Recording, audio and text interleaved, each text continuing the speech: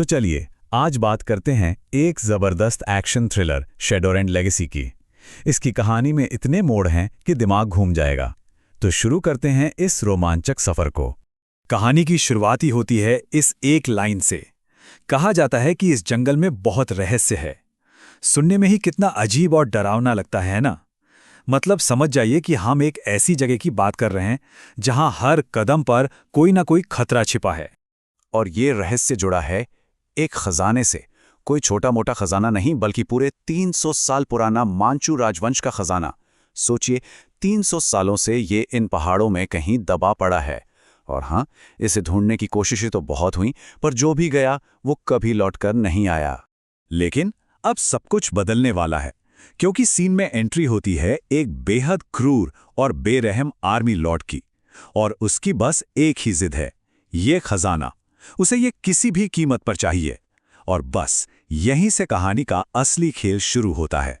तो चलिए कहानी में थोड़ा और अंदर चलते हैं। देखते हैं कि ये तलाश आखिर शुरू कैसे होती है। और इसकी शुरुआत ही होती है जोर जबरदस्ती और हिंसा के साथ। तो कहानी के विलेंस कौन हैं? सबसे पहले तो है वो आर्मी लॉर्ड, जिसके सर पर खजाने का जुनून सवार है। फिर है उसका राइट हैंड मैन एडजुटेंट लू। ये उससे भी 2 कदम आगे है, मतलब एकदम बेरहम। और इन दोनों का मिशन बिल्कुल सीधा सा है, पास के गांव वालों को डरा धमकाकर उस जगह का पता लगाना जहां खजाना है। और उस जगह का नाम है नर्क घाटी। और देखिए वो गांव वालों से कहता क्या है, अगर तुमने हमें नर्क घाटी का रास्ता नहीं बताया तो जो होगा उसके लिए हमें दोष मत देना। सीधी सीधी धमकी। मतलब साफ है कि ये लोग किसी भी हद तक जा सकते हैं और गांव वालों की जान दांव पर लगी है। अब ऐसे में अपने लोगों की जान बचाने के लिए कहानी के 2 हीरोज को एक बहुत मुश्किल फैसला लेना पड़ता है। उन्हें मजबूरन इन खतरनाक लोगों को उस घाटी तक ले जाने के लिए तैयार होना पड़ता है।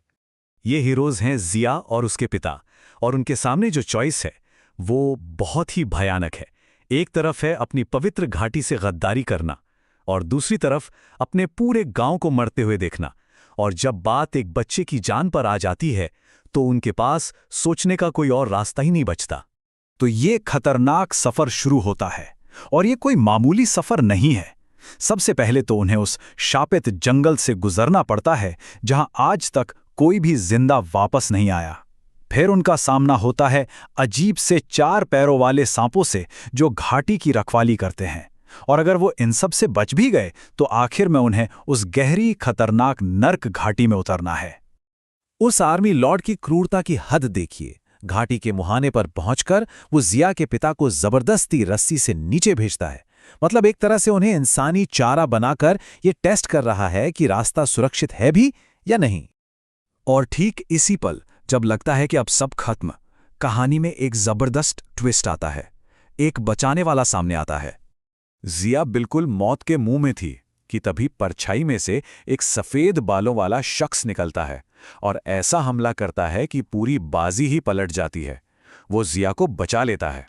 लेकिन ये है कौन? अचानक से कहां से आ गया ये ताकतवर रक्षक? ये सवाल सबके दिमाग में घूम रहा होता है। और फिर होता है खुलासा। ये है अशांक, जिया का बचपन का दोस्त।